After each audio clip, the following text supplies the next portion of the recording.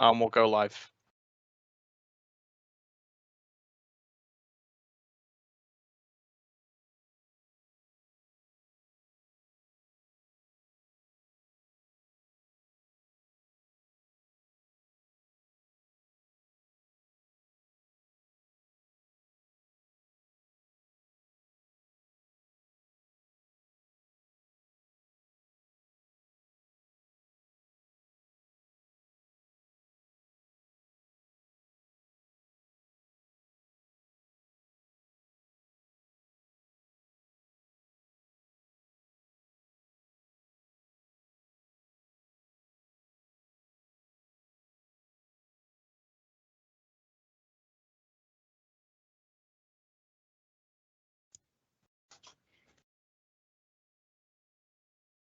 Good afternoon, everyone. Can I just confirm, Luke, that you can hear me okay?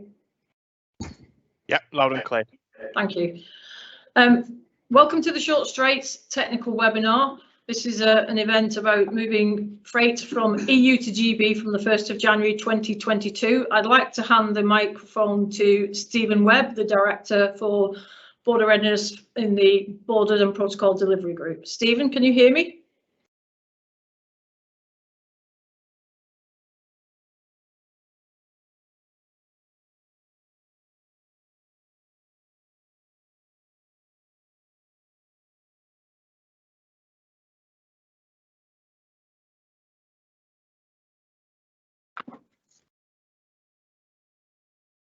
Not sure we have Stephen on the line. Heather, is it okay if you kick us off instead? Yes, that's no problem.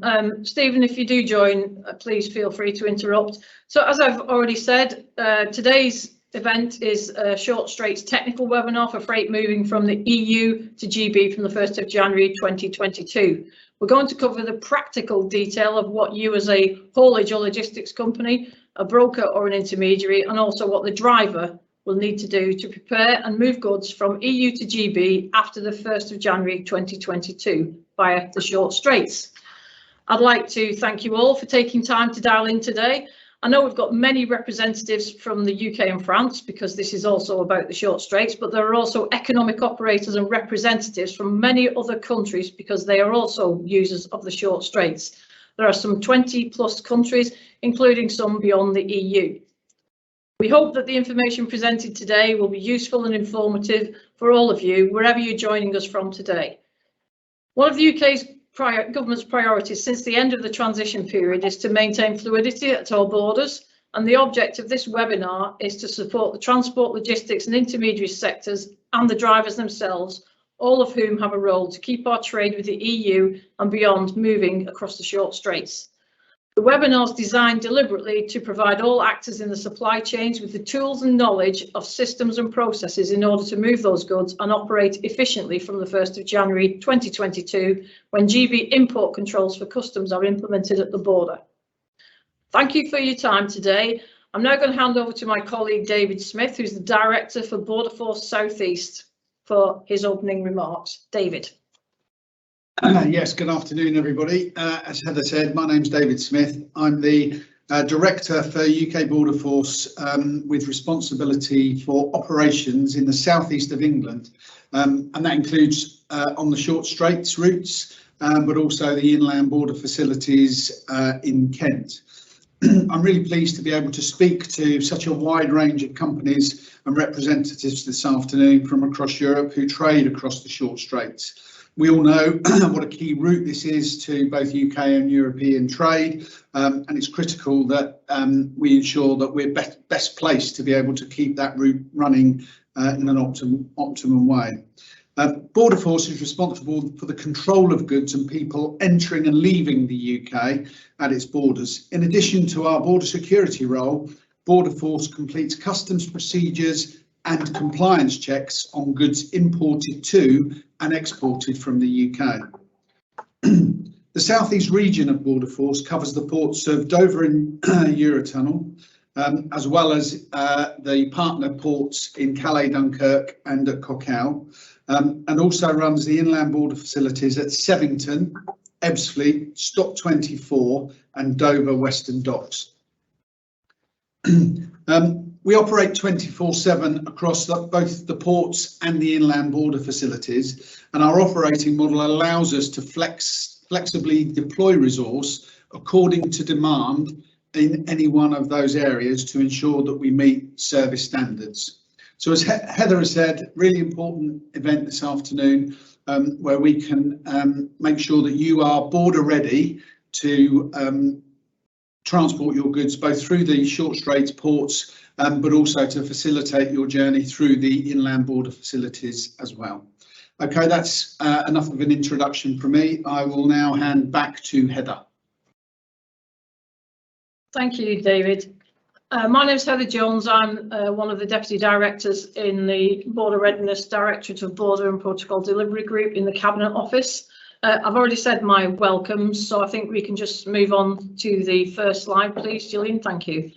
This is our agenda for today. We've got a customer journey to go through, after which we will stop for a question and answer session. And then following that, there are some additional presentations. David's already explained. We'll talk you through what happens at the inland border facilities in the UK and the compliance regimes and the release mechanisms for getting the goods, the trucks and the drivers on their way to deliver their goods into GB. We're going to cover something from the Department of Transport around the information and advice sites that they have in place where you will get help and support.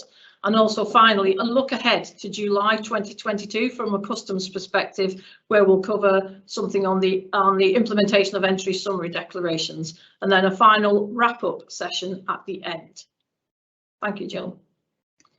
Can we just have a quick usual trot through the ground rules? This is a Teams live event, so you won't be able to access the microphone or turn on your video unless you've been given presenter rights. We welcome your questions throughout the webinar. We've got many UK officials present to help you, but please ask in the chat function within the question and answer bar on the screen. We'd like you to keep your questions and comments constructive and focused, and someone will answer you today, and if they can't answer you today, we'll come back to you as soon as possible after this event. We would like to say, could you ask your questions in English, because we can't commit to answering questions in any other languages. And obviously following the presentation, we will publish a recording of this webinar and we'll be sharing the slide pack with all attendees afterwards. So we'll make a start on the walkthrough of the customer journey. And this session is about two sets of processes to move goods from the EU to GB from the 1st of January 2022 to be able to successfully export goods from the EU and import goods to GB, and the systems and procedures that you would need to know about. Next slide, please. This is a very useful summary of the French and GB processes, which has been provided to us by the French Customs Administration. I don't intend to cover it now, but it is included here for you to look at during and after the webinar. Thank you. So we want to make a start on the customer journey. So we'll start with an introduction to the short straits for goods moving from EU to GB from the 1st of January. And these are the elements of the processes that we're going to talk about today. There are obviously some prerequisites, including when the contract starts. We're going to cover the EU export and GB import preparation processes. We'll cover the processes for when you check in at the EU border. We'll cover exiting the EU and what happens during the crossing, what you need to do to check if you're selected for a customs inspection. We then move on to arrival of the truck and or trailer and goods into GB and what you need to do and where you need to go if you've been selected for a customs inspection. And then we'll cover the post-inspection process, delivery of the goods and the contract ending. So HMRC, I think you can come in and cover the basic requirements for the haulage company, please. Thank you very much. Thanks, Heather. So good afternoon, everyone. My name is Paul Earnshaw. I work for HMRC in the UK on haulier readiness for the ending of stage customs controls. And for this slide, I'm going to cover the basic requirements for a haulage company for EU to GB movements from a UK perspective. So these requirements are as follows, and as demonstrated on the screen here. You must firstly have a valid GB EORI number. You must also have a registration for GVMS, the Goods Vehicle Movement Service. You must have access to GVMS, the Goods Vehicle Movement Service, so you're able to generate goods movement references, which we refer to as GMRs. You also need to be able to print documents, or alternatively have the means to supply your driver with an electronic copy of the documents via a smartphone. One key point around registration and the GBEORI is that you will need to sign up to a government gateway account in the UK through gov.uk. Something else to note as well, that you can apply for a GBEORI even if you don't have one as part of that registration for GVMS. Also, you don't need to be established in GB to obtain a GBEORI or indeed sign up to GVMS. So I'm now going to hand back over to Heather briefly, who's going to jointly present the next slide with me on the driver basic requirements.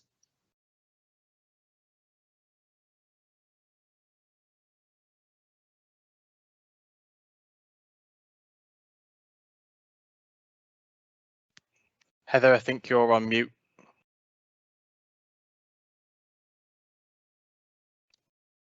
My apologies. To prepare for the export from the EU, the driver must have all of the export accompanying documents, their EADs, printed off, as well as the export MRN or MRNs, either from each EAD or from each transit document, or they can be combined together into the French logistics envelope. An important point, you do not need to register to access the logistics envelope service. However, it's important to ensure that the haulage company or the intermediary knows how to use it. Over to you, Paul. Thank you, Heather. So from the UK perspective, you're also going to need the following. And the first is the ability to be able to check the status of a goods movement reference during a crossing via a smartphone, for example. You'll also need a valid passport for the journey. You will also need haulage company contact details for the back office or HQ in case of any difficulties. And you will need a valid goods movement reference, which we also know as a GMR.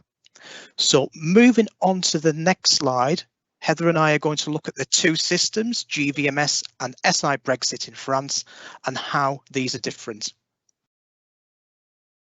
So firstly, with regards to GVMS, key thing is that for GVMS, it requires registration by the haulier.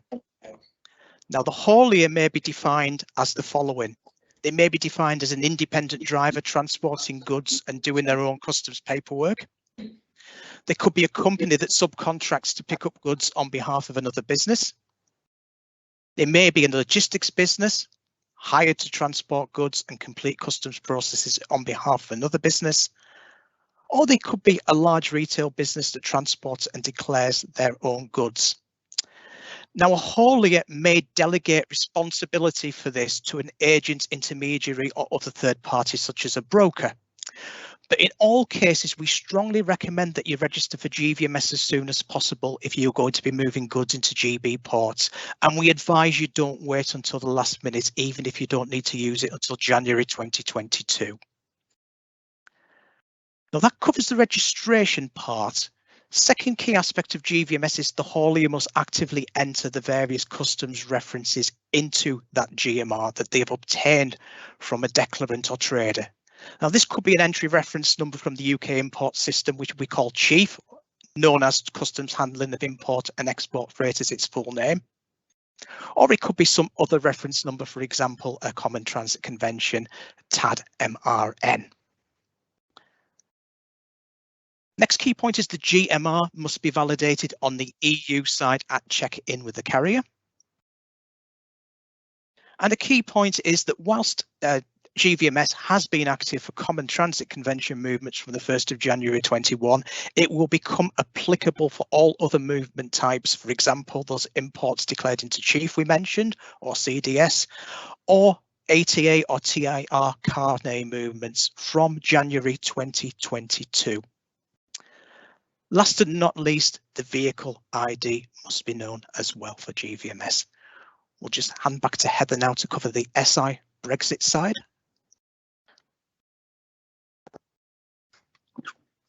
Thank you, Paul. It's a very short one. The French SI Brexit system is effectively a back office, a transparent system that's transparent to the haulier as well as it is to all the other economic operators, which means that they do not need to directly interact with it. Next slide, please. So we're going to talk you through now the scenario. So this journey is based on an export of standard goods from the EU and the corresponding import to GB using the short straits, again, 1st of January 2022. We are not using transit in this exercise, but transit processes will be displayed on the screens in brackets, and transit colleagues from the UK are available to answer any questions. The customer journey starts from when the contract is received up to the successful movement into GB when the contract is completed. And the journey is now going to be broken down into these separate steps.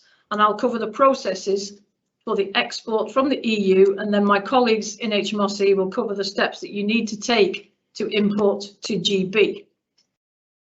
So to be precise, in reality, you may do some of these preparation steps for the export from the EU before, after, or at the same time as some of the UK import steps, which we will show next. So the first stage, the haulier will receive the contract. The declarant will have sent all the export accompanying documents, the EADs, associated with the movement. If this is a transit movement, there would be either a TAD, a transit accompanying document, which you will need to produce a paper version of. And you should also print off all the EADs for the movement. There could be more than one for the contract. You can also group the EADs together using the French logistics envelope service.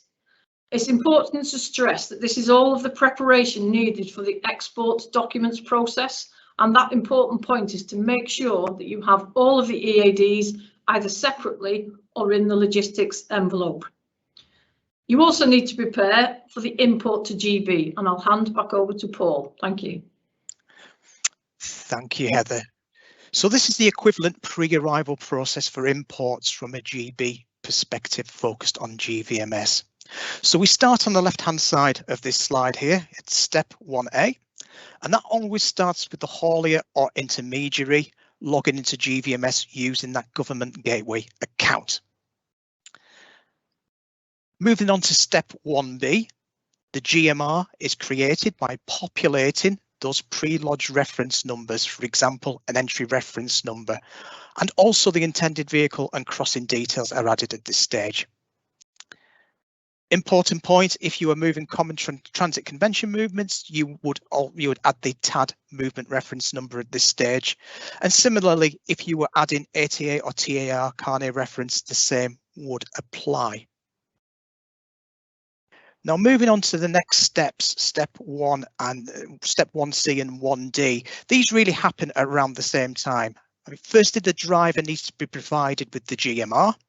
Now that can be printed, or it could be an electronic version in the form of, say, a PDF or a screenshot. They would also need a contact number to report to if any issues are encountered. So that would be with, say, the haulier or broker's back office or intermediaries back office. Also, at the same time, the GMR should have been checked by that haulier office or intermediary to ensure that there are no errors there and it is correct and ready to be checked in with carrier. Last step in this is really ensuring all the previous steps are in place, and then you can actually start to leave for the EU border. If I could move on to the next slide, please. OK, so just to summarise, these are the steps to take and the main points to note for a haulier before arriving at the EU place of exit from a GVMS perspective. So first and foremost, register for GVMS. This can be done now, and you will need that GB EORI, and you don't need to be UK established to get either of these. Just to reiterate, we advise that you do this now as soon as possible and don't leave that until late in December. Also, next step, you need to create a goods movement reference or GMR from GVMS for all movement types. Now, this can be done up to 28 days in advance of the journey. And validation of the movement reference numbers entered into the GMR takes place when that GMR is populated, so you can check then whether these are correct or not. The goods should be loaded to the vehicle and trailer and all those relevant customs references added to the GMR. Point being, you will need to get these customs references from your declarant or trader you are interacting with. The driver should be provided with the GMR. And when that GMR is taken to the border, it is scanned at the EU border by the carrier.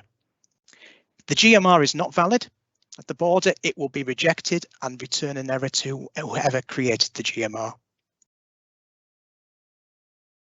Important point to notice that a movement reference number or entry reference number cannot be linked to multiple GMRs, so you cannot make that mistake of entering one MRN across many GMRs. Last but not least, the vehicle registration number or VRN, or trailer registration number or container reference number for unaccompanied trailers or containers, needs to be input into the GMR along with that indicative departure and destination port and terminal. I'm just going to hand over to Heather to introduce the next slide that we will both present on.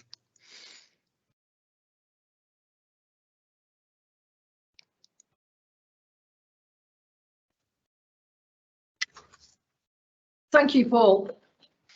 So again, I think I'm repeating what I've said in previous slides, but it's important to emphasise that point that for the export process at the ferry check-in or pit stop at Eurotunnel, so at the EU border, that the relevant EADs should be presented for scanning. So if there's more than one, make sure that they are all presented, or indeed it's the logistics envelope that is handed in. The driver must present all the EADs, and if the vehicle reports for a French customs inspection if requested to, or orange routed. Paul, can you take the part from the top of the slide, please? I will indeed, thank you, Heather. So in terms of the UK part of the process, and that's step 2.1 on here, the GMR is presented by the driver to the carrier, which is in turn validated by that carrier as per step 2.2a using their link into Gvms.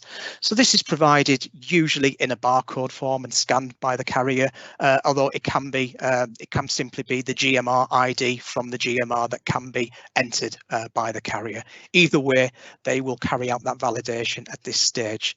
Now, if the GMR details are invalid as per step 2.2b, then the vehicle is not successfully checked in and will be turned around. In these instances, it will be necessary to move away from the port to take steps to ensure that the issue is corrected. That's, for example, by the driver contacting the haulage office to rectify the GMR. But once the GMR is corrected, you will be able to report to the carrier to check in again. Now, when that GMR is checked in successfully, the driver can continue and will be directed towards Border Force at the juxtaposed control points for any official checks required, as highlighted in 2.2c. And assuming all those checks are in order, the driver can then board the vessel. If I could have the next slide, please.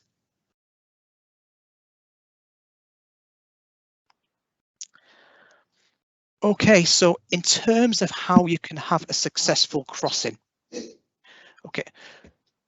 On the left-hand side there, from the French perspective, you'll need to ensure the driver presents all the relevant export Mrns, EADs. The envelope service can help you group them so that the driver only has one document to scan. Secondly, in moving along, you should make sure your GMR is correct before crossing. This is usually done in the office of the haulier or agent or third party appointed by the haulier. However, the driver may do this if they have GVM access and are the owner operator. However you do this, though, you should ensure the GMR is valid and isn't a duplicate or has the wrong vehicle registration number. Moving along again to the right, a contact number for the head office or back office of the haulier or agent or appointed third party is essential so the driver knows who to call to help them resolve any issues. And finally, a valid passport is needed for the driver now. I'm now just going to pass across to my transit colleague, James Dibb, who's going to give some more information about errors with common transit convention movements. Over to you, James. I think we just are still on the previous slide. Yeah, thanks, Paul. Good afternoon, everyone. My name is James Dibb, as Paul says, and I'm part of the UK HMRC team working on transit and transit policy. I just wanted to take this brief opportunity to highlight a few common errors we're seeing from the perspective of goods arriving into the UK under transit. Number one is hauliers not ending movements at the office of destination / authorised consignee locations. So within this, some hauliers are not delivering the goods and the TAD to the office of destination / authorised consignee location to close the transit movement. Instead, they are delivering the goods directly to the final customer without closing the movement. If the movement is not ended correctly at an office of destination / authorised consignee location, then the guarantee is not released and the movement will then enter the inquiry process. So hauliers should be reporting to office of destination upon arrival, and this ensures that the guarantee is properly released. Number two, declaring the wrong office of transit for entry into the EU or other CTC territory. Here we are seeing some traders are not entering the correct office of transit on their transit declarations for entry into the EU or for subsequent entry into other CTC territories such as Norway, Switzerland or Turkey. To clarify, the office of transit is the port of entry into the next customs area, not the port of exit from the one being left. If the wrong office of transit is entered on the declaration, then this can cause significant delays at the border for the driver. And finally, number three, hauliers not completing an office of transit upon entry into GB. Within this, we are seeing a large number of hauliers who are not completing their office of transit on Gvms when entering into the UK, and instead are presenting a GB EORI. This is not a legally compliant option for moving goods under transit. So to re-emphasise with this one, an office of transit is required to be completed on Gvms upon entry into the UK or any other EU CTC country. Thank you very much for your time. I'll now hand you back over to Paul. Thanks very much, James. And if we could move on to the next slide, please.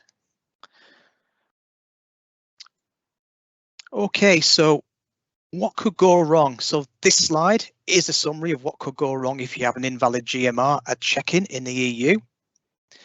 In all cases, the way to avoid this is to ensure your GMR is valid in advance, as we've discussed previously. If your GMR is not valid in advance, you simply won't be able to board and you will need to go away and correct that. So some of the possible reasons for an invalid GMR: you could have a timed out GMR when you try to create it. Potential solution is that you do actually have the flexibility to create GMRs up to 28 days in advance of travel.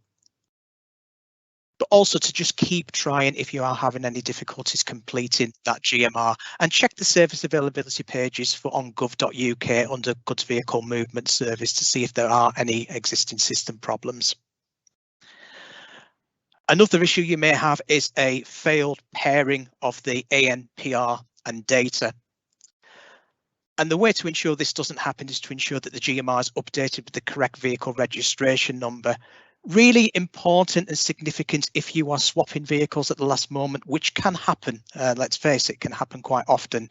So ensure that the GMR is actually updated with that correct vehicle registration number. The GMR can be completed and can be amended right up until the point of check-in. So it's important that you actually do that to avoid that issue. Another issue may be a duplicate GMR. And the simple way to avoid that is to ensure that you're presenting the unique GMR for each movement and just be clear on what you are presenting. If you have an invalid GMR, the consequences are that you would be turned away from check-in and you would need to move away from the port or to long stay parking to get that GMR corrected. So moving on to the next slide and what actually happens during the crossing, I'm just going to hand over to Heather again briefly, who's going to present this next slide with me.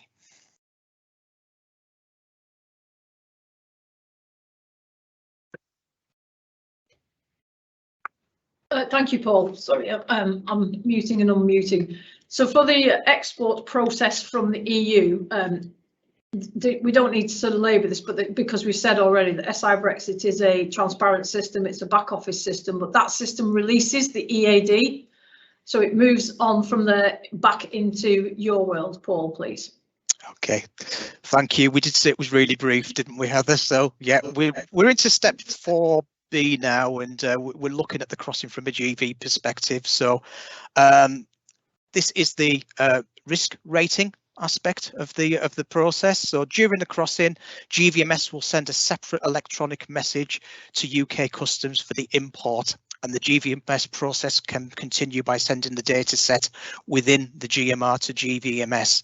Now, during that time, all the movement reference numbers, entry reference numbers, etc. are disaggregated in GVMS and sent off to the relevant systems for risking. And this allows, as we say, for risking of the declarations, and will send a tentative routing to the haulier and driver. Now, moving on to step 4C for Common Transit Convention movements only, the Office of Transit function is completed as part of this remotely. And notice that you may need to go to an office of destination if you didn't actually use an inland border facility for that, or you may need to go to the premises of your authorised consignee to end the transit movement. Step 4D on here. The haulier or the back office of the haulier will receive a notification from GVMS detailing if an inspection is required or if you are cleared to go. The driver can also check this status themselves via the GVMS webpage called Check If You Need to Report for an Inspection using the GMR ID. Now, a link to this service is included actually within the GMR itself when it is generated. So there is a URL in there that can be checked by the driver via a smartphone, for example. If the driver receives a hold notification from GVMS and consignments have been selected for a customs inspection, this will actually show the message inspection is required, and the driver will need to attend an inland border facility on the GB side. The carrier will also receive a notification from GVS and may also pass that information on to, which I will go into in just a little while. However, regardless of your inspection outcome and regardless of whether you're using transit or not, you're not going to stop at the port or terminal on the GB side. We could have the next slide, please.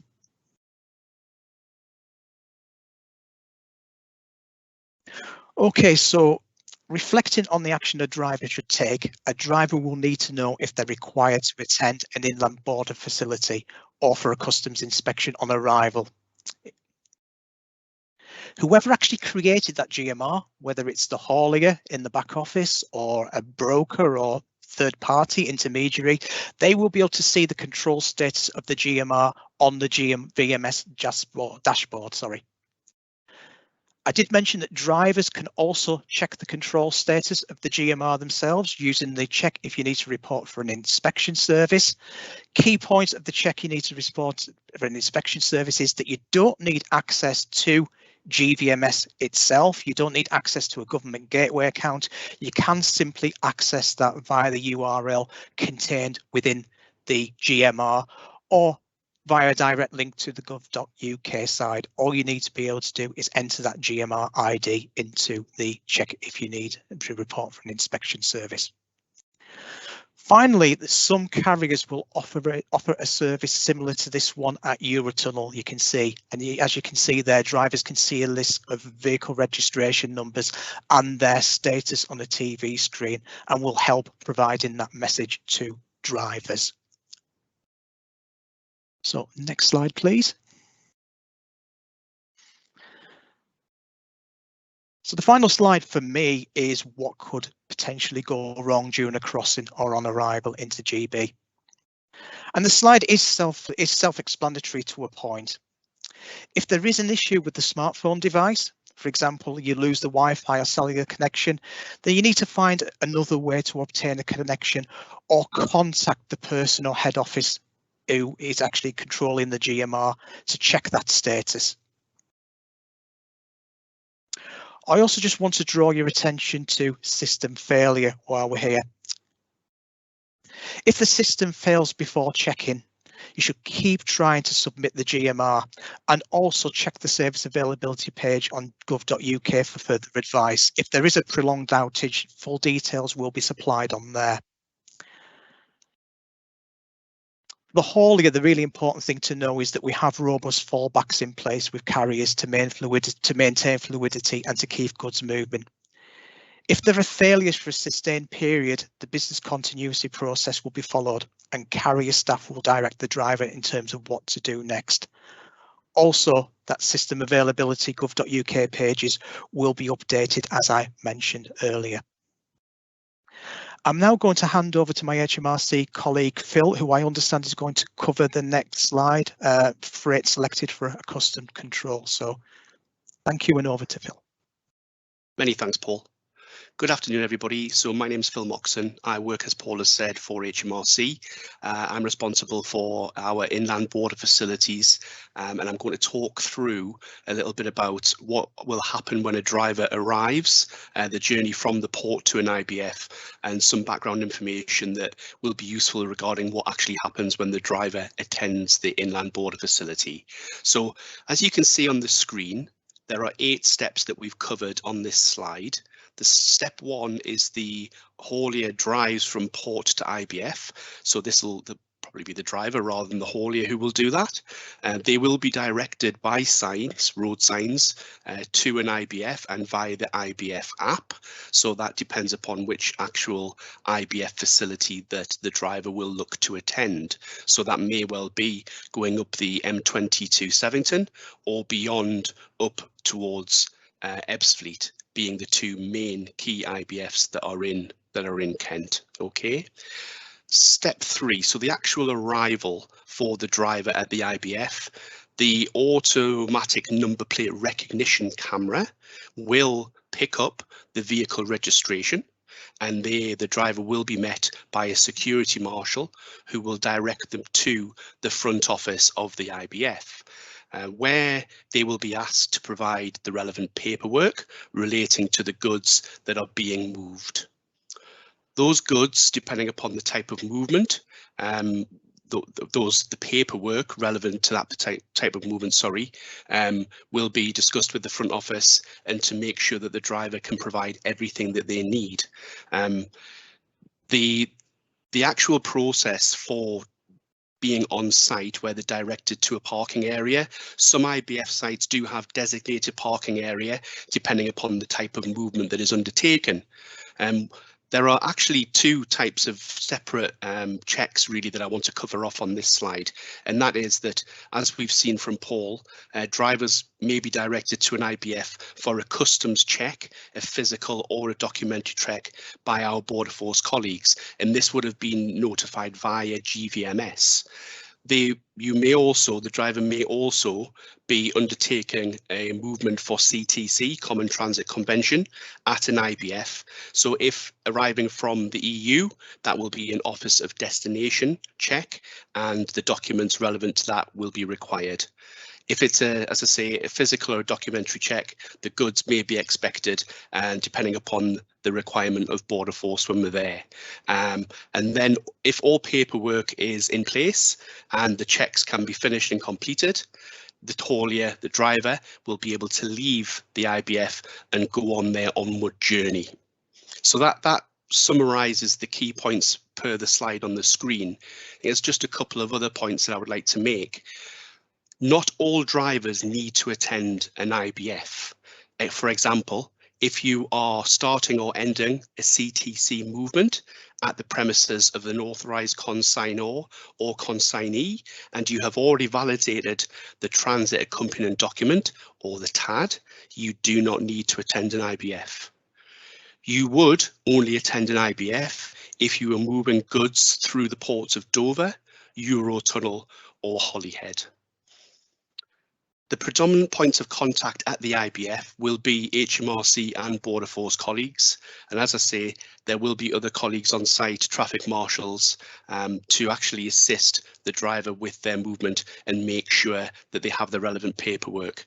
And as Paul's alluded to on one of the previous slides, I believe it was slide 19, the driver having an up-to-date contact number for the haulier or the agent or any third party who is responsible for moving those goods is essential, because if we cannot clear if the goods have not been arrived as an office of destination movement, and if we cannot clear those movements, we will ask the driver in the first instance if they can contact the relevant person and see if we can get those goods arrived.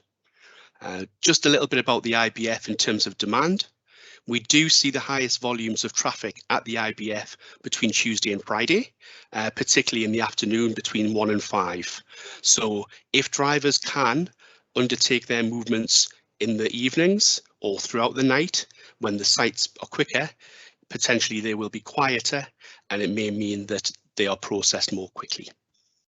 Thank you for listening to that IBF overview, and I'll pass you back to, is it Heather?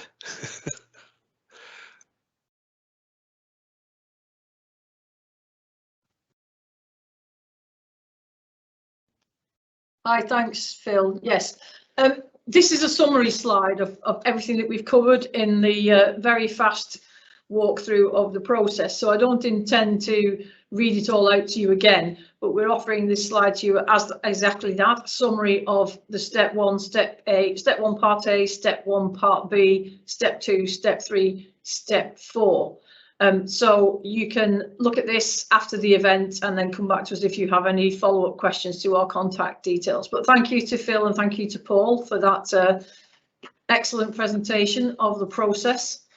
Could we, Luke, are you ready almost to become prepared for facilitating our question and answer? Because I noticed from the chat, which obviously I've not been looking at as closely as you have during the presentations, but we have a lot of questions, I think some very useful ones that the audience would welcome feedback from UK government, please. If there's any for Border Force or for me on the elements that I presented, please give them to us as well. Luke, can I hand to you?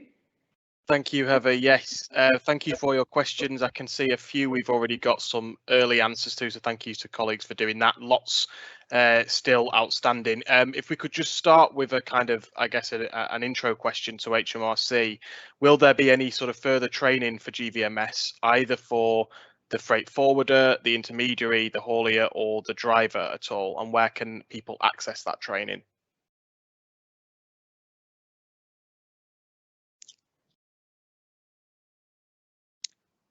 So in terms, Luke, in terms of further sessions that we will be providing, we will be running a number of webinars in late November, early December on GVMS, what we're calling GVMS Release 2.2, which of course brings those import movements into scope from the 1st of January. So we will run through all of those processes, and we will also demonstrate how you can actually use the web user interface, the front end system, how you would enter those various movement types. We'll also cover the exports aspects. I know it isn't something that we've covered particularly here today, but the exports comes in from GB to EU from the 1st of January as well. So we will be covering that aspect in those webinars. Invites will be coming out and issued shortly through the trade associations. I think some of my colleagues can probably add some more to that. That's what I can add from a GVMS readiness perspective. I don't know if Lorna or George or anybody else wants to add anything further.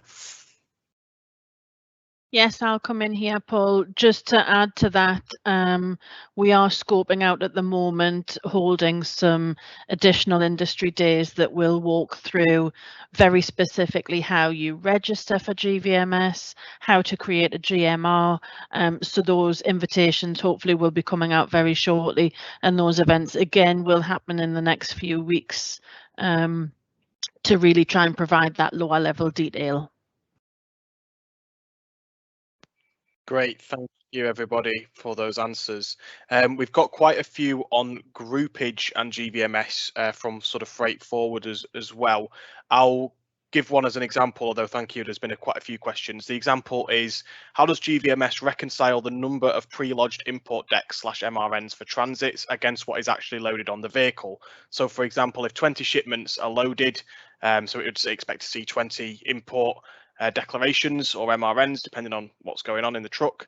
but only 15 are entered. How will GVMS know this? And also, could you just talk a bit more broadly? I think there's quite a lot on groupage about how GVMS works with groupage loads more generally.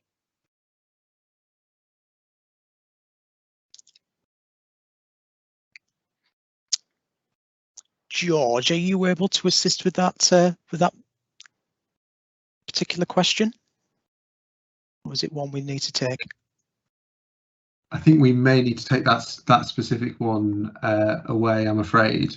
I know that so GVMS has been sort of designed in such a way that it should facilitate and accommodate groupage loads, and has sort of particularly been developed in a way that, as Paul has sort of run through, should allow multiple declaration references to be entered into the GMR.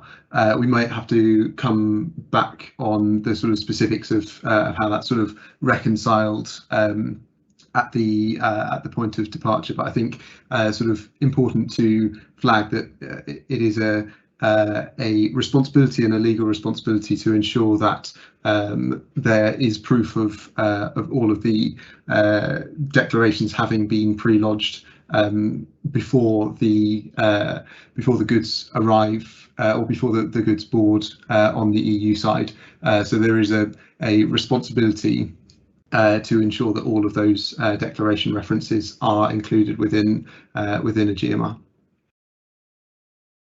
Thank you. And I know the focus today is obviously on imports into the UK, exports from the EU, but can you just confirm, George, if that will be the same for UK exports using GVMS as well? Yes, yeah, that's correct.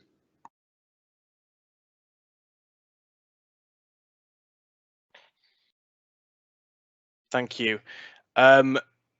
A question from an agent here. So they say, as an agent working on behalf of other European haulage companies that wouldn't have access to the GVMS system, are there any liability issues for the company that is issuing the GVMS GMRs on behalf of these entities? Is it possible to talk a little bit about liability there, and who should be owning the GMRs, and what role intermediaries and forwarders will need to play?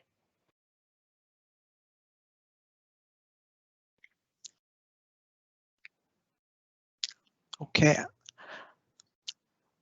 I can come in on this one, Luke, and and I'll allow George to interject as he sees fit. In terms of responsibility for creating that GMR, it does actually lie with the haulier. That's where the onus is. I went through some of the haulier definitions earlier, and I'm happy to run through them again. So you're looking at, that could be an independent driver transporting goods and doing their own customs paperwork, or it could be a company that subcontracts to pick up goods on behalf of another business. It could be a logistics business hired to transport goods and complete customs processes on behalf of another one, or it could be a large retail business that transports or declares their own goods, or it could be something similar to those definitions I relayed there. What GVMS does, though, it does actually have the flexibility for a haulier to actually delegate that to a third party. So that could be a broker, it could be an agent, or it could be some other third party. But ultimately, that responsibility does lie with the haulier for that registration. George, I don't know if you have any further to add on that at all, or any of my other colleagues do. No, I think that's spot on, Paul. So while the sort of responsibility for customs border formalities and completing declarations rests with traders, it is for the haulier to ensure that that the driver is given all of the necessary customs documentation, and sort of ensure that they've been informed of their responsibilities regarding presenting the GMR to the carrier, and following instructions that are provided through GVMS. So not much more to add, Paul. I think that's spot on.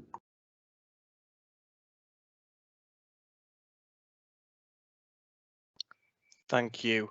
There's just a few questions as well on accompanied versus unaccompanied. Obviously, this is the short straight, so predominantly accompanied, though not exclusively. But for unaccompanied trailers that will be using GVMS, they won't have a vehicle or tractor ID. Could you talk a little bit about how they will be identified and what needs to be input?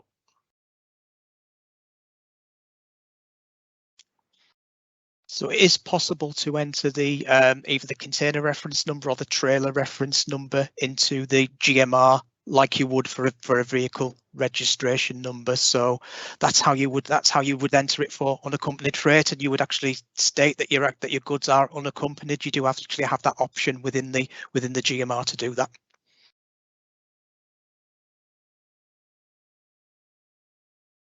Okay, thank you. Another question for non-inventory ports using GVMS, will a pre-lodgement IMD Route H declaration still be required, or will everything have to be submitted as IMA goods arrived?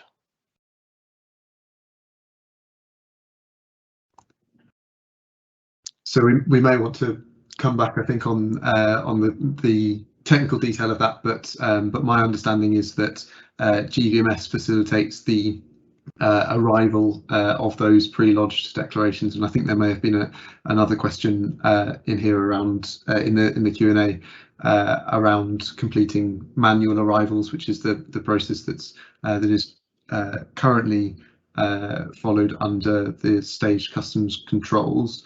GVMS will facilitate the arrival of pre-lodged declarations that are put through GVMS. So hopefully that provides a bit of clarity, but we may also want to come back on the technical detail. Thank you very much. We're sticking with GVMS. I think that seems to be, from the audience questions, the kind of hot topic here. What if the carrier forgets to register one of the customs references in GVMS?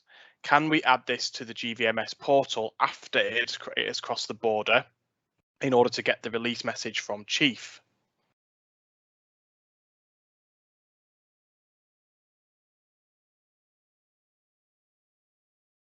I don't know if anyone's able to come in on that.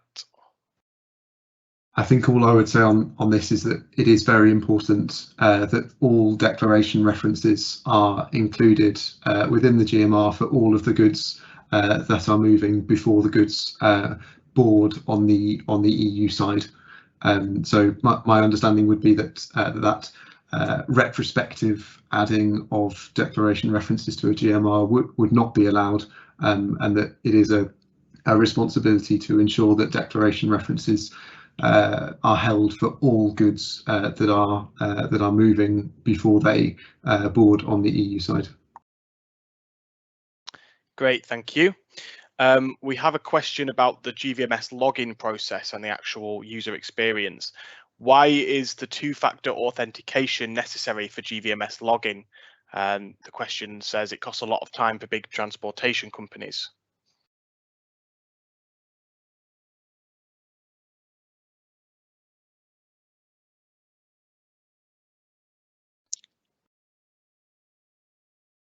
Hi, Luke, it's Alex Sharp. I'm happy to take that away, but all that I would say is that all our government services do cover the two-factor authorization, so I would assume that that blueprint will have been covered for GVMS, but I can go back and see if there's any way that we can disaggregate that.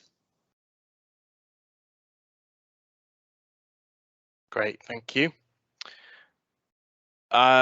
Somebody's asked if you only need one ducker, so that's a unique consignment number, to get a GMR, how is it known what is actually on the vehicle after the GMR is scanned?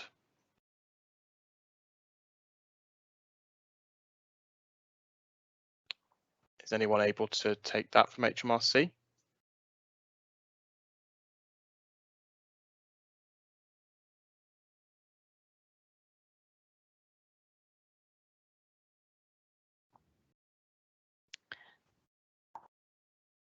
So I think we might need to take that one away, Luke. I think it's a compliance kind of question, I think. So we need to take that away and check that we can get the correct answer. Okay, thank you. So sort of going back to training, I guess, which we talked about a little bit earlier, somebody has asked if there's a dress rehearsal system to enable traders to become familiar with the information needed beforehand? Is there sort of a test area where actors in the supply chain can try GVMS out? Hi Luke, it's Paul. No, I'm afraid there isn't a test environment for GVMS. However, HMRC are currently running some testing of the system, testing of the live system known as live proving. So if any hauliers would like to wish to volunteer to participate in that, if you could pass the details on to us, we'll be more than happy to pass them on to the live proving team. But short of a test environment, which we don't have, that's the next best thing, I'm afraid. Thank you. Is there a sign up link or an email hauliers can contact we could paste as an announcement in the Q&A for people in the audience today? Good shout, Luke. I will go away and get that. Great, thank you very much. A more general question now, and I think it relates to GVMS, but is a bit bigger than that. So the question, it says, is anyone considering the volumes of loads entering GB and the issue that most EU suppliers cannot produce documents until the time of loading, thereby the short period of time we get to produce GB entries and then GVMS details while the goods are in transit? Are you prepared for queues and issues? What are the solutions to keep things moving? So I suppose to just editorialize a bit, the question is, GVMS assumes that we can get the sort of UK import decks and so on in advance to add to the GMR. What happens when you can't do this?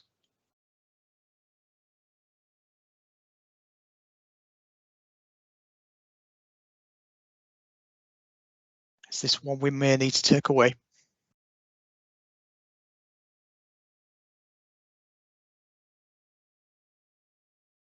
Colleagues on the HMRC side concur? Unless anyone can come in. I think that would be a good idea, Paul. Yeah. Yeah. Okay, thank you. There was one other I wanted to ask and I've just lost it now. Apologies.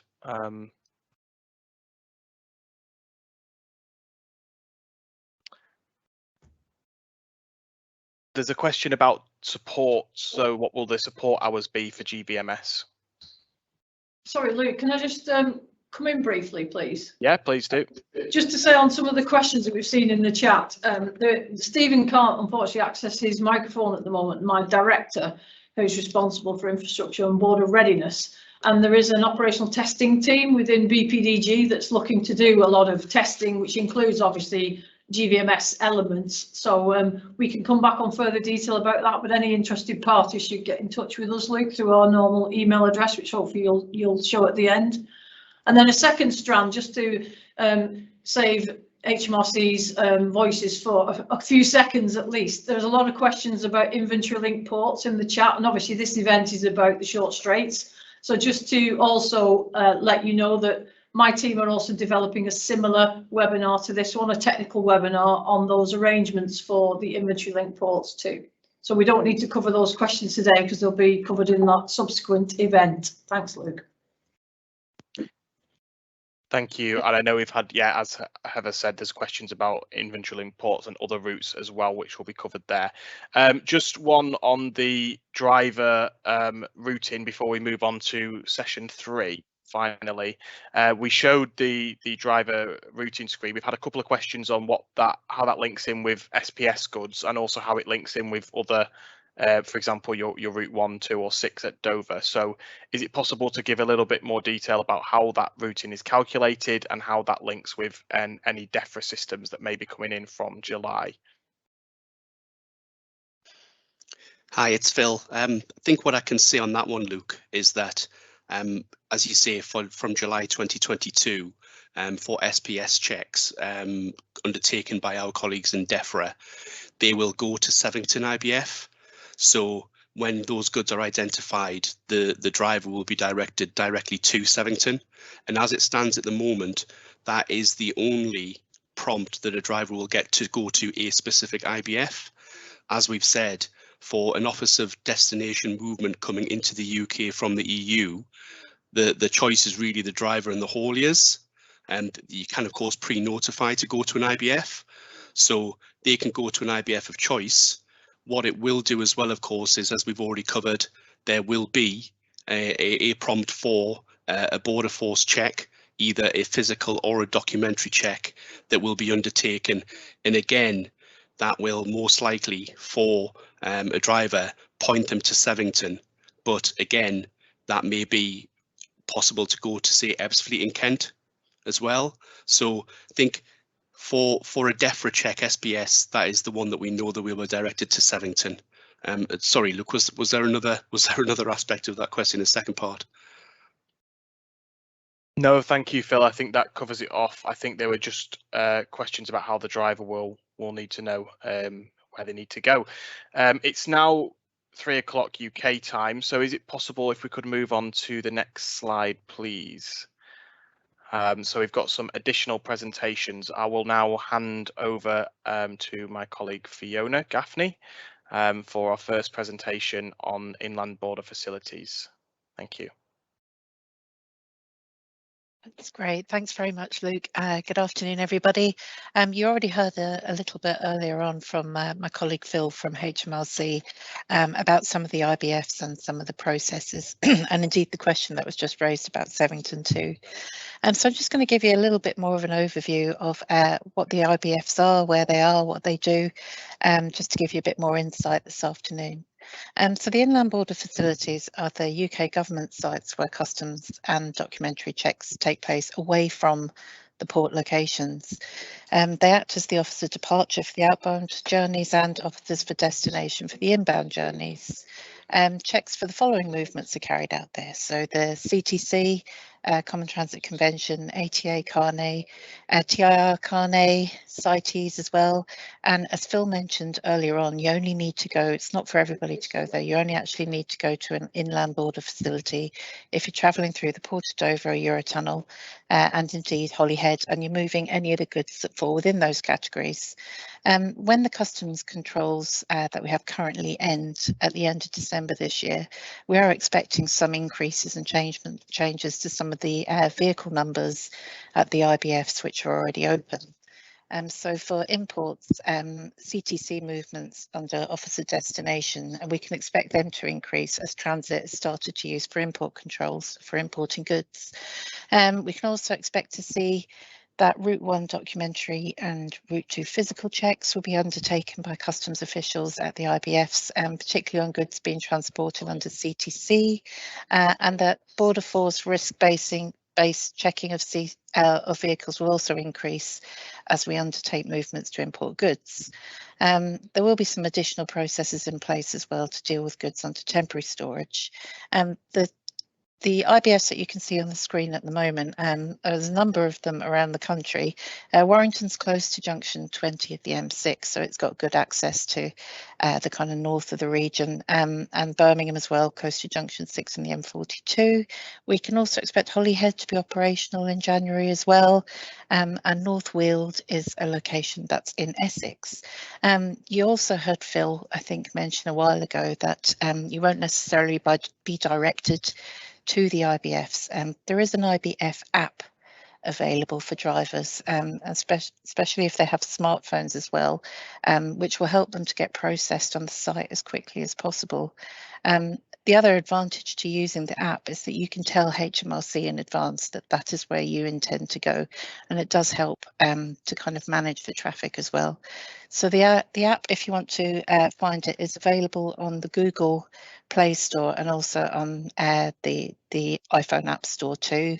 And if you want particular details on it, then do go to gov.uk. The next slide should show you the IBFs that are in Kent. So you've already heard about Sevington being mentioned earlier on. You'll still see that we've got Dover Western Docks and Stock 24 listed on there too. But they're still commercial operations, but they can carry out the same functions that we've already spoken about. Excuse me.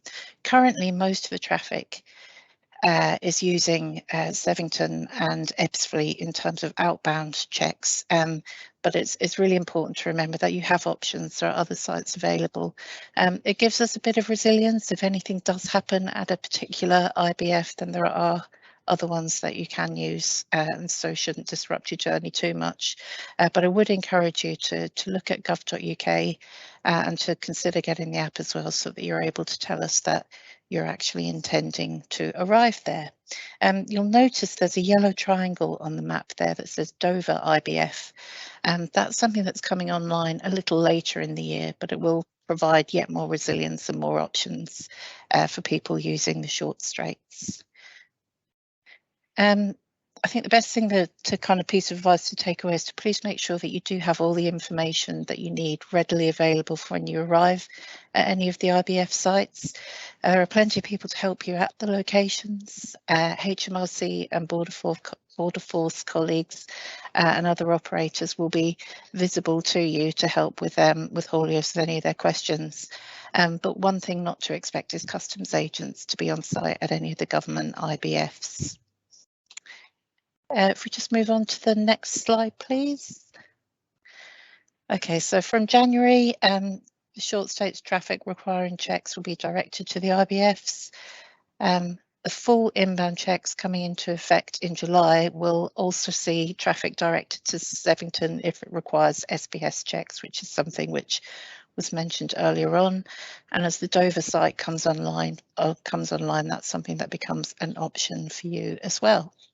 They do use the Attend an Inland Border Facility online service or the app, which I've already mentioned, to help avoid delays. And that will help just to make sure that there's a smooth service for the hauliers too. So pre-lodge when you can and let us know, let the staff know that you're on the way there.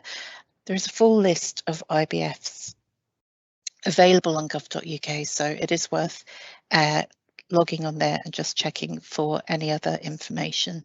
One thing probably worth saying is the stay at the inland border facilities are just restricted to about 2 hours, so that we don't have kind of problems with people trying to stay there for too long, and it's not somewhere for resting, it is there for coming to carry out the customs checks. At the next couple of slides are just pictures of Sevington, so that you can see that the progress that's happened there over the past couple of months. The weather has come and gone, we've seen it in all conditions. But as you can see, it is a large site. There is plenty of capacity there. There's over 1,000 spaces, about 550 for the IBF holding spaces, and we do have some contingency spaces as well for managing freight should we need to help with any situations on the road. So hopefully this has been a useful session. It's just a really quick run through of the IBFs that are in the UK for you. But do visit the Haulier's Handbook or gov.uk for up-to-date information on the inland border facilities. Okay, thank you. Thank you very much, Fee. I think we have our colleague Lydia Austin from the DFT. Sorry to interrupt, please, Luke. Just can we just go back, Fee, to the slide about the transit offices, because we've just been discussing it internally here. I think it's important that we just clarify. Fee, I think there's one of the slides hasn't been updated. If you could just go back, please, Gillian, to the one that talks about which ones are offices of departure or destination. This one. Dave, would you?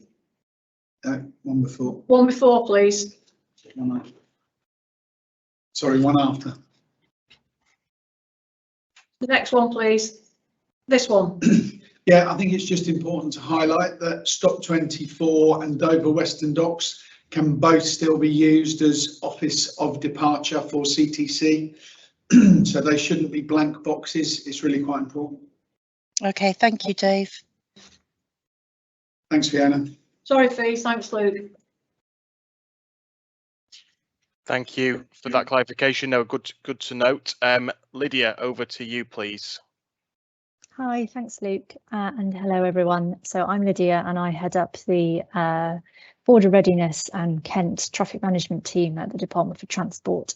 And I'm going to talk to you briefly about our network of information and advice sites that are currently located in the United Kingdom, but recently have opened at ports and on ferries entering the short straits alongside some sites and ferry routes in Holland, the Netherlands.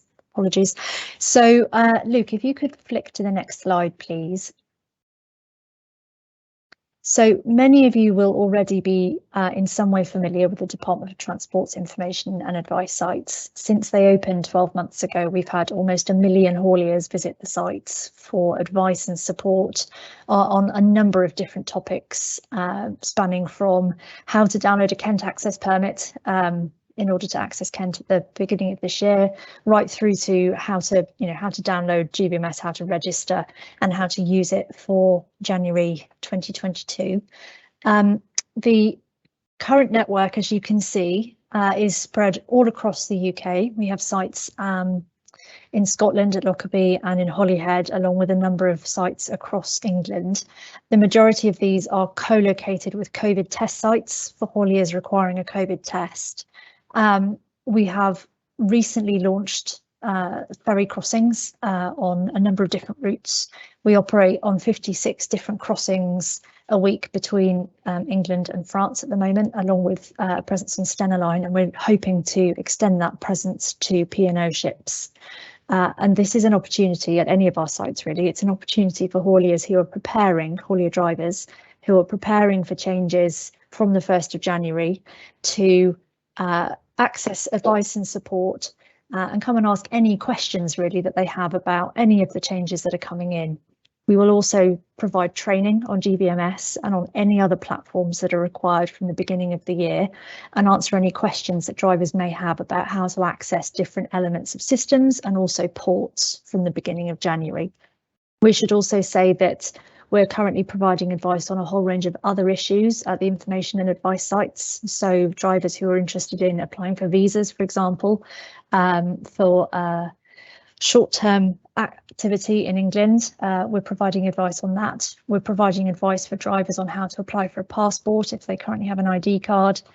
So there's a full range of information available at the information and advice sites. And I promise you that if there is a question that you or one of your drivers have, it won't be the first time that we've been asked it. Some of our more niche areas of expertise include what sort of prescription glasses can be used when driving in Germany and so on. So we do have a wealth of experience and expertise now at the sites. All of our sites provide multilingual support. So regardless of what language your driver speaks, we should be able to provide some support to them. This year we've introduced Ukrainian and Russian along with Turkish into the mix of languages spoken at site. We also have a linguistic app. And should your drivers be completing a COVID test and be found to be positive, we can also help with accommodation. Luke, next slide, please. So here are some images of the type of support that's available at the information and advice sites at service stations across the UK. And we've recently opened a site at the Hoek of Holland port and are hoping to open sites in France and in the La Junquera region of Spain before Christmas. Our staff are on site. Some sites are open 24/7, others are open from 6 in the morning until 10 at night. Drivers will be able to speak to a human being who has access to all of the information within the haulier handbook, plus a wealth of other detail. We have, as you can see, heated cabins, so drivers can go and spend some time actually getting into the detail. If there is a language or a technical barrier that's preventing drivers from accessing platforms like Gvms, our staff can help with that. And as you can see, there are facilities there for drivers to actually have their documents not checked, but for a light touch advisory support service to help identify if there's anything that could be missing or where the driver might want to speak to their manager back at base. We have printers at sites as well, so that if a driver needs something there, then they can get it sent to the site and printed there and then. Luke, next slide, please. And as I mentioned, we now have sites on a number of ferry routes, a growing number of ferry routes. These went live beginning of October and have been very popular with drivers to date. We can't provide the full range of services, I suppose, that we do at the physical sites at motorway service stations because of some of the Wi-Fi challenges. So some of the document printing, for example, isn't quite as accessible, but we have our fully trained staff, multilingual staff on the ferries, able to answer questions, provide support and signpost drivers to other locations or other sites where they might be able to get what they need. Again, multilingual staff on hand to answer any questions. And Heather, I believe, is planning to do some mystery shopping for us at one of our sites next week to ensure that the service that we're offering is contemporary and reflects all of the questions and so on that have come out of today's session. So if your drivers are using the sites, we're always happy to have feedback, and we will take that into account and make sure that our staff get additional training, or if there are issues that you think the staff could be better briefed on, or you think that it would be useful for drivers to know about beyond the service that's already provided. Again, happy to hear feedback and adapt the service to contain that information. So that's a very whistle-stop summary of the information and advice service, but it is there for drivers. We will keep it in place until the end of, certainly the end of March next year. Luke. Wonderful. Thank you very much, Lydia, for that update on the information advice sites. I'm sure that some of our friends on the call today have visited them, or some of their drivers have. Thank you. We just have a final presentation, a very short look ahead to 2021 and safety and security declarations. Lorna, are you able to join us? If we could have the next slide, please. Thank you. Lorna, are you there? Yeah, I'm here. Thanks, Luke. So yeah, just to give a brief forward look to what's going to be coming from the 1st of July 2022.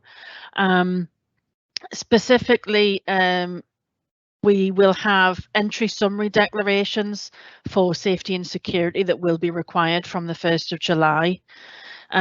Export health certificates will be required for all products of animal origin and certain animal byproducts. You'll need to provide phytosanitary certificates for any regulated plants and plant products, and pre-notification of all products of animal origin, high-risk food and feed not of animal origin, and certain animal byproducts. Goods will be required to enter via a BCP in order to undergo any documentary, identity and physical checks as required. And physical checks of live animals and high priority plants and plant products will continue at places of destination until further notified. So just to cover some of the really key important requirements for the safety and security information. So all imports into Great Britain must have a safety and security declaration. The information must be provided to the UK customs authorities. We do have that under waiver at the moment, so from the 1st of July it will be the EU to GB movements that require, they are the last that will require that declaration. So just to be very clear, the party that's responsible for providing that safety and security information is the operator of the active means of transport. So just to break that down, when we're talking about accompanied movements, that is the haulier or the haulage company or the driver that's in charge of moving those goods. For imports into Great Britain, the safety and security declaration can't be combined with the customs import declaration, so you do need to complete a separate entry summary declaration. You can, as the responsible party, ask someone else within your supply chain or a customs intermediary or a third-party representative to do that declaration on your behalf. As the responsible party, you do retain that overall responsibility for making sure that the declaration is submitted within the legal timeframes. And you must only get a third party to submit the declaration on your behalf with your full knowledge and consent. So you can use your existing commercial terms and conditions, or you can create those new contractual agreements that really makes sure that the third party is listed as filing the entry summary declaration on your behalf. Next slide, please. Thank you. So for import into Great Britain, specifically for safety and security, the declaration is submitted into the new S&SGB service. Although that is a relatively new service, it has been live and active since the 1st of January 2021 for rest of world movements. So that service is up and running. Whoever submits the entry summary declaration must have a valid GB EORI number. So if you're submitting your own declarations as a haulier or driver, you'll need to have a GB EORI number. But if you're getting a third party to do it on your behalf, then it's that third party that would need to have the GB EORI number.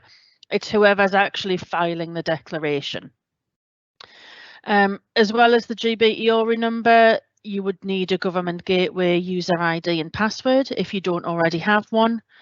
You would need access to that S&SGB service, and that involves registering on gov.uk. And you would need some compatible software available from third-party software developers. We also have community systems providers who do operate a large number of ports around the UK. You can access the S&SGB service via them, or you can arrange for another third party, as I say, with access to S&SGB to submit that declaration on your behalf. Next slide, please. And I think we're back to either Heather or Luke. Heather, I think it's back to you.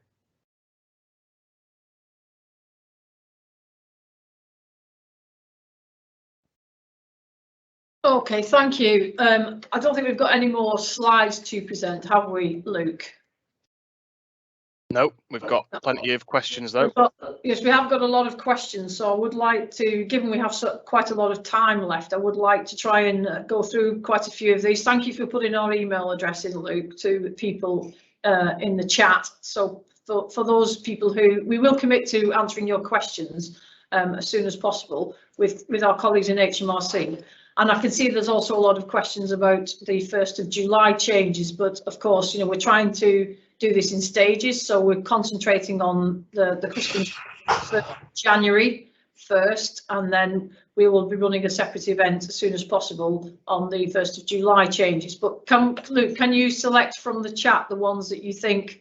I saw some that I thought were fairly straightforward to answer. If you could pick through the ones that have happened since we started these sessions, and then we can hopefully either we can answer them, or Border Force or HMRC, depending on whose competence the question falls into. Thank you. We've had a few about the 2 hours at the IBF, concerns over the turnaround time from the National Clearance Hub, and general questions about what happens if they exceed the 2 hours. So could you talk a little bit about IBF protocol? I don't know who's best to talk to that. Yeah, thanks, Luke. I'll pick that one up. It's Phil. Yeah, thanks for that question. I think the 2 hour window that Fiona mentioned is really what we would like to think, given the arrival at the IBF to undertake a movement or a check, that's the processing time that we will definitely achieve to allow the driver to carry on.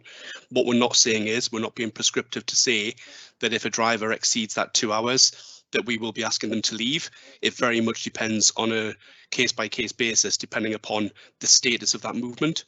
We will obviously make inquiries on behalf of the driver, the haulier, within HMRC to try and make sure, as with destination movements, that those goods are arrived. It would be a scenario where if the paperwork hadn't been submitted, for instance, around NCH, if the declarant had not submitted that paperwork to NCH, it may be a scenario where we would ask them to do that, because staying at the IBF for an infinite amount of time wouldn't be reasonable, and we wouldn't be expecting that paperwork to be completed given on by the time that driver can leave that day. So I think 2 hours is aspirational, if you like. It certainly does not set a precedent in terms of the activity that HMRC or Border Force colleagues or traffic marshals on site will take to move drivers along and ask them to come back. We will do everything within our power to process that particular movement and undertake that check within that time frame, but there will also always be exceptions. I hope that answers that. Thank you very much, Phil. Great. No, thank you. That's really helpful. Question here about when we will get a final list of ports which will be registered for GVMS and which will require temporary storage. Do we have any update on when private sector will know which ports they can use for which types of movement? I can take this, Luke. So obviously some element of this is a commercial decision, and it's for ports to decide what their commercial model will be, whether they're using the temporary storage model or the pre-lodgement model. Most ports have now made those decisions, and we're looking to publish guidance as soon as possible. This will be I think no later than very early December, but we're looking to publish that sort of guidance on which ports will be using pre-lodgement and the GVMS sort of as soon as possible. So yes, it will be no later than sort of the very beginning of December, but hopefully before that. Great, thank you. There's just a few questions. I think people may be getting a little bit confused about what is changing. So people are talking about doing their export declarations in France. That's fine. And there's been some references to only TAD MRNs being allowed in GVMS. So could we just clarify the fact that this is going to change on the 1st of January? Because I think there's some confusion over this. Yeah, Luke, it is going to change on the 1st of January. I mean, currently in terms of GVMS, you need certainly for movements between EU and GB at the moment, the only option that you have is to enter that TAD movement reference number from EU to GB. Of course, that expands out to the other movement types on the 1st of January, but also from GB to EU, you will have that facility to be able to enter a TAD MRN in the circumstances where you need to enter a TAD MRN for an export. Great, thank you. I know we touched on liability earlier. There's been another question about liability more specifically. So if the GMR is created by an agent rather than the haulier, do they become liable because they are the person who created the GMR?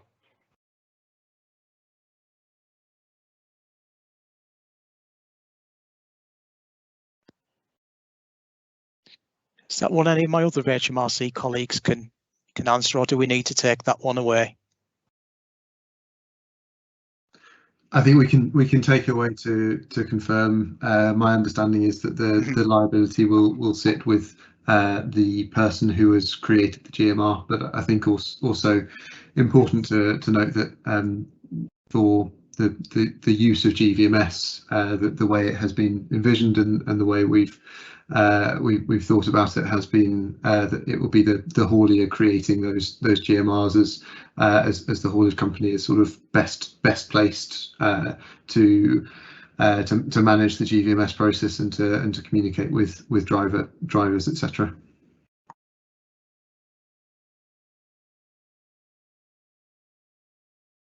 Great, thank you.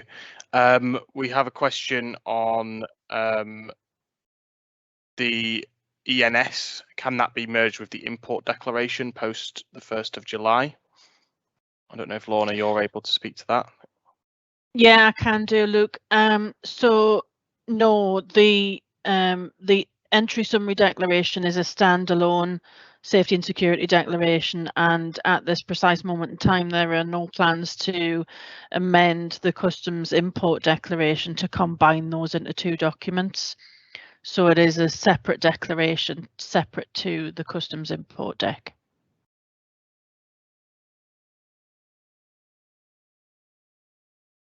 Great, thank you. Somebody just asked for confirmation that hauliers will not be able to board vessels from the EU on short Straits routes without a valid GVMS entry. And they're also asking if Eurotunnel is including short Straits. I can clarify that yes, it is. So will hauliers be able to board without a GMR? So if the location that they're going into is using the pre-lodgement model, then there will be a legal obligation that they need to carry the GMR with all of the declaration references that cover the goods that they're moving. So that if they're using one of those pre-lodgement locations, then they won't be able to board without a valid GMR. There are also some locations which will be using GVMS to facilitate the movements of accompanied row goods into inventory link locations. And I won't dwell on this too much because I know, Heather, you've mentioned that we'll be running another inventory linked locations webinar, but for those movements which are using GVMS, the carriers may notify whether there's whether they commercially require that there are pre-lodged declarations and GMRs. But yes, for these purposes where we're talking about mostly these short Straits movements, if they're going into pre-lodgement locations, then they need to have a GMR before they board on the EU side. Thank you. Appreciate today is obviously focused on the short Straits, but we have got some questions on other routes. So can we provide a brief overview of what is required on routes that do not use GVMS? So on routes that aren't using GVMS, it's the other model that is in place is the traditional temporary storage model, and this is the model that is currently used for rest of world freight that enters the UK.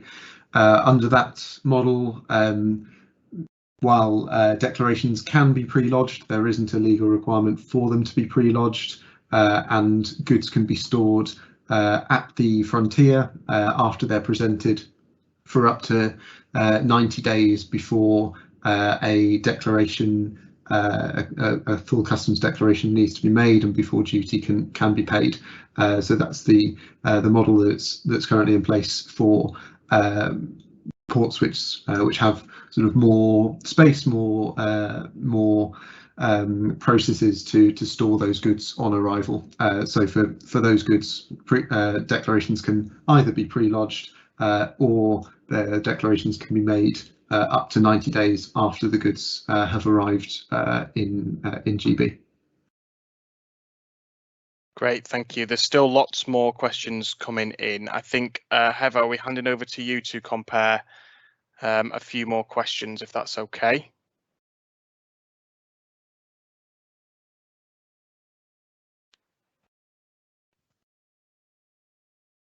Thanks, Luke. I think Dave and I have picked up a few that we'd like to cover now because it's in I think some things that we could clarify that might help where there's been repeat questions. Dave, do you want to start, please? Yes, thanks, Heather. So I think it's probably worth starting with there have been a few questions on examinations and where they may or may not take place. So I'll just clarify some of that. So in the slide that deals with export from France and import to the UK, so there are two scenarios and we need to be really clear. So there may be an export examination by the French authorities leaving France, but that will be an export examination in the French SI Brexit system.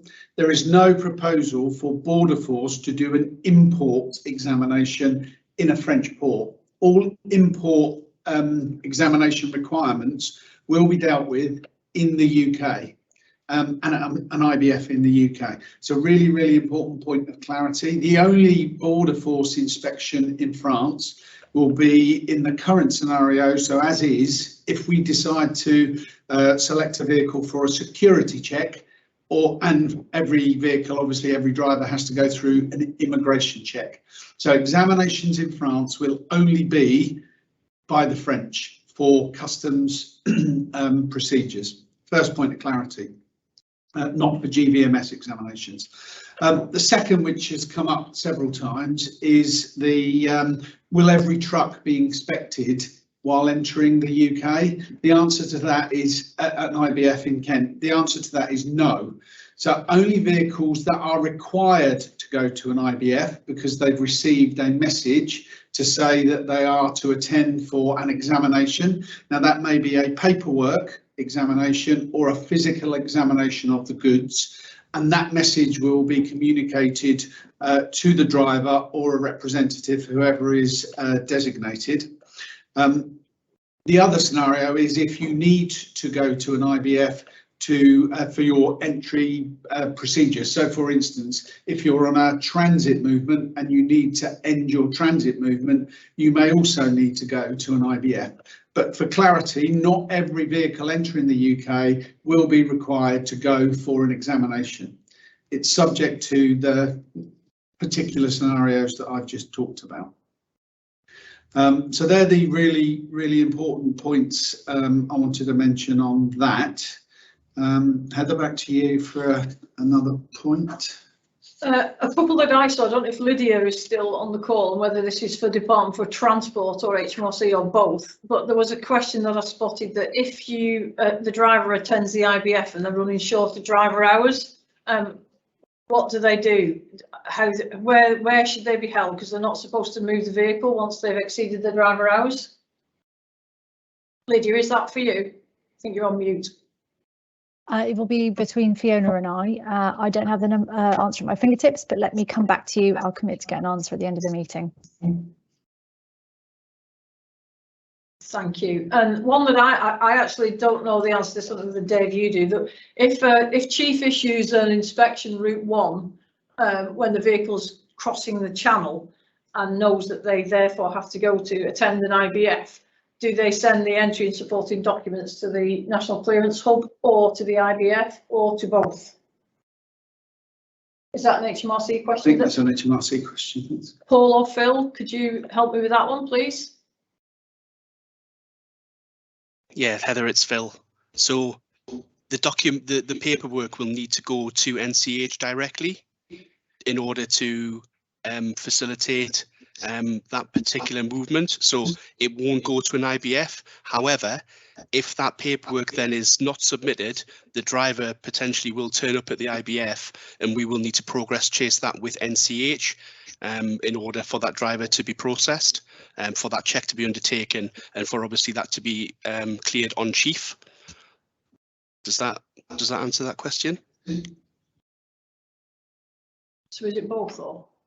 No, it's the paperwork goes to NCH, it doesn't go to the IBF. Okay, thank you, Phil. I think I can see in the chat as well, there's obviously several people asking for answers to their questions in writing, which we'll commit to do hopefully by the end of this week. I would like, Phil, while I've got you on the hook as well, I don't know if this is you or this is Paul, probably more in the Paul space, but the one about what happens if you're entering GB or even leaving GB with an empty container. So this could obviously be an empty container with or without reusable packaging. Is the GMR still necessary where there are no actual goods on board the vehicle? It will be if you're moving through a GMR port, Heather. Yeah, I think the main difference is, you know, if you're it's the direction that you're travelling in. If you're going from GB to EU, if you're moving under a transport contract, you'll need an exit summary declaration as well. I'll let Lorna come in and correct me if I've got anything wrong there, because it's mostly a safety security aspect. But yes, you'll need a GMR in both directions. The main difference is that safety and security aspect.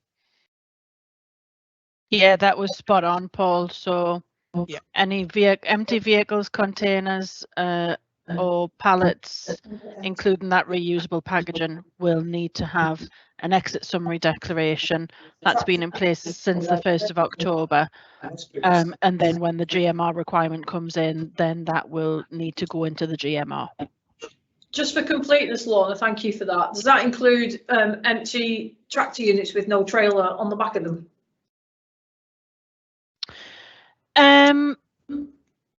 Only if that empty tractor unit was being moved under a transport contract. If it was the haulier's own and they're simply taking it back to the country that they came from, then they don't need the EXS. It's only where they're moving it on behalf of somebody else under a transport contract. Okay, thank you, Laura. Thank you. Luke, do we have any others that I've not spotted? Because there's quite a few in the chat that I can see. While we've still got people giving us their time on the call that we could answer or direct to HMRC colleagues or DFT colleagues or Border Force. Heather, while Luke is looking at the questions, I can give you an update on the driver's hours question. From my colleagues back at DFT Towers, they've confirmed that if a driver is low but not out of driver's hours, then we'll advise them to go to the nearest truck stop. So in the case of Sevington, that would be stop 24 or one of the other truck stops in the Kent area. But if a driver has completely run out of driver's hours, then they can of course stay until they're in a position to move on safely.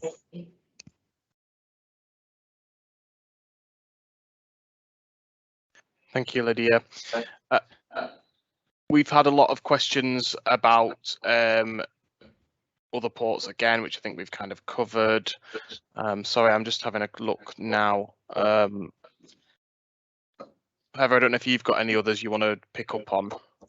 Well, there are a lot, Luke. So I think the best thing to do and the most the correct thing to do is we've got them all documented, haven't we, Luke, in a separate document. The team have been capturing them. So I know Stephen's very keen that we do this as well. I don't know if Stephen, you can hear me, but we want to make a commitment to answer them by the end of the week.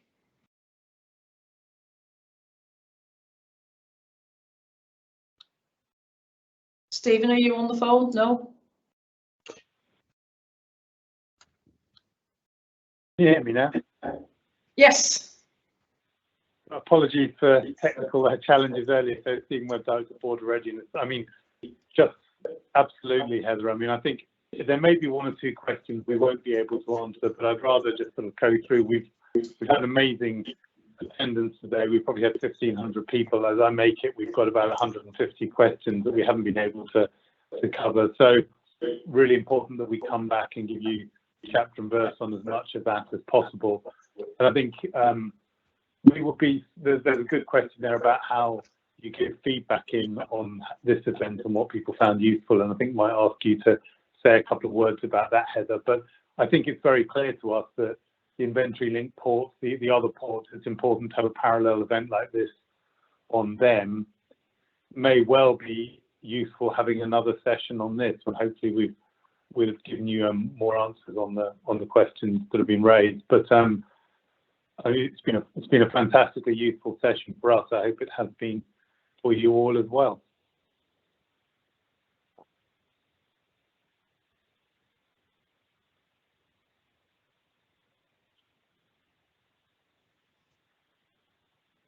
Thank you, Stephen. Luke, are we on for sort of wrapping this up with final closing remarks now, or is there anything else you would like to that you or the team have identified that we might want to bring out in the remaining few minutes? Just one more. We've got a few questions on that I think might be worth doing. Empty packaging that does not require an import or export declaration that can be declared by conduct. Does that need to go on GVMS? And if so, what reference should you use, because obviously there's no import or declaration associated with it? Hi Luke, it does need to go on. You select the empty option within the declarations by conduct section of the GMR, and we will demonstrate how you do that as part of our webinar in late November. So we'll do some of that show and tell as part of our session. Great, thank you. I think that was all there from me. If we could go to the next slide, and Heather, Dave and Stephen, if you could wrap up, please. Thanks. If Dave and I can go first, please, Stephen, and then you make the closing remarks. I think there's three sort of big areas that we haven't overemphasised today that need to be overemphasised again. I think HMRC colleagues would want me to say this, but to prepare for 1st of January, register for GVMS if you haven't done already, because you will need to. The second point is I've noticed in the chat there's been several asks, and if HMRC could consider this. I know you're doing webinars, show and tells, and there's some industry days planned with BPDG, and there's obviously further events like this. But it would be wrong of me to not mention that several people in the chat have asked for a training manual for GVMS so that they have a document that they can refer to. So if I can pass that to HMRC to consider, please. And then the final one is one I think Dave wants to just to emphasise again on the 24/7 cover. Yeah, so there've been a few comments in the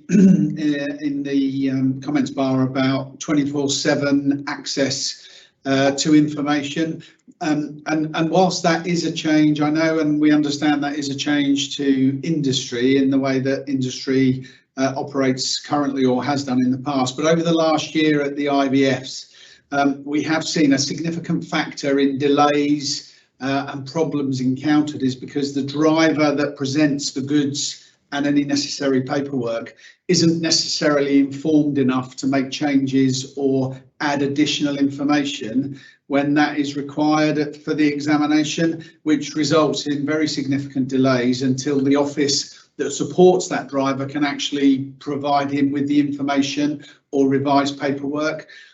So we understand that that is possibly a change for some elements of the industry, but actually it's going to be required from the 1st of January that they have better access to information if they're not fully prepared for the IBF examination. And then I've just got one more, Dave, if that's all right. That just to remember to the beginning of the customer journey, for every import to GB, there's an export from the EU. So we need to remember that there are two processes and to make sure all that the relevant export accompanying documents or the use of the logistics envelope is done at the same time as preparing for the import to GB. Martin, anything from you? No, I don't think so. Anything else? No. Stephen, if you can still hear us, it would be great if you could just make the final closing remarks, please. On a drum roll.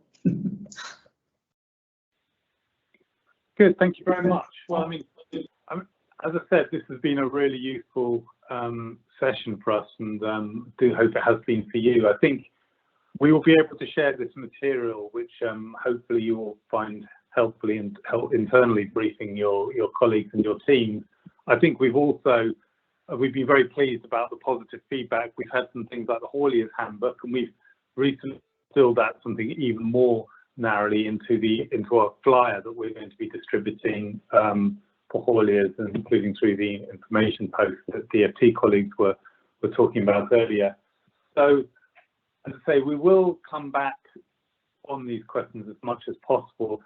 Like Heather, I've been very struck at the sort of appetite for user manuals for some areas and for testing.